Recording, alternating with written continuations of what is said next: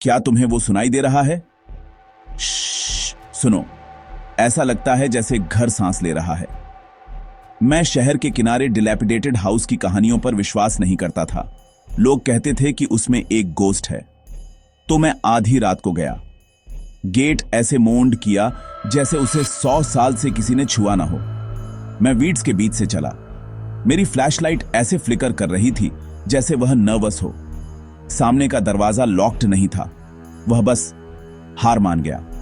अंदर हवा बाहर से ज्यादा ठंडी थी। वॉलपेपर पुराने स्कैब्स की तरह पील हो रहा था। हर कदम मेरे पैर को धूल में निगलने की कोशिश कर रहा था। मैंने फुसफुसाकर कहा, हेलो। किसी चीज ने वापस फुसफुसाया, वर्ड्स नहीं। बस एको। मुझे एक सीढ़ी मिली जो टूटी हुई रीढ़ की हड्डी की तरह झुकी हुई थी।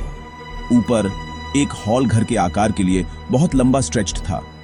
5 दरवाजे, 4 खुले थे, एक बंद था।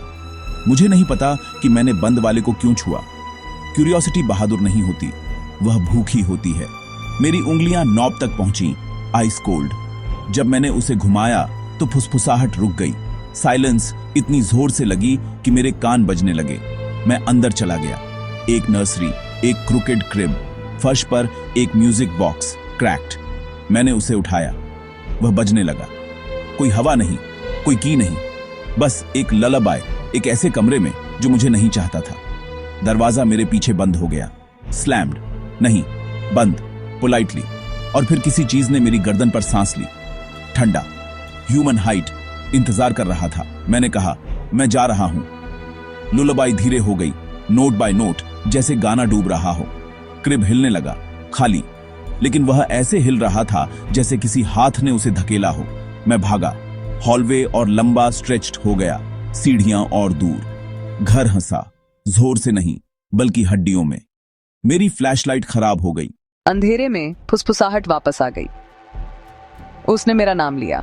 मैं सामने वाले दरवाजे से टकराया, रात में बाहर भागा और तब तक नहीं रुका जब तक शहर की लाइट्स ने मुझे नहीं ढूंढ लिया। लोग अब भी पूछते हैं कि मैंने क्या देखा। मैंने कुछ नहीं देखा। यह और भी बुरा है क्योंकि उस रुइन में किसी चीज ने मुझे देखा और उसे याद है।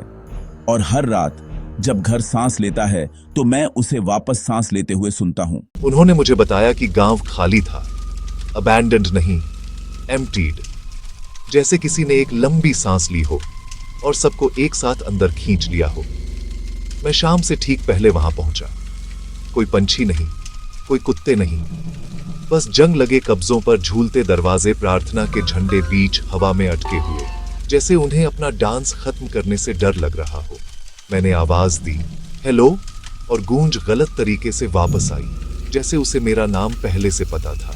बीच में एक कुआं था, ढक्कन फटा हुआ था, ऐसी दरार जिस पर आप कदम नहीं रखते अगर आपकी दादी ने आपको नीचे देखने के बारे में चेतावनी दी हो।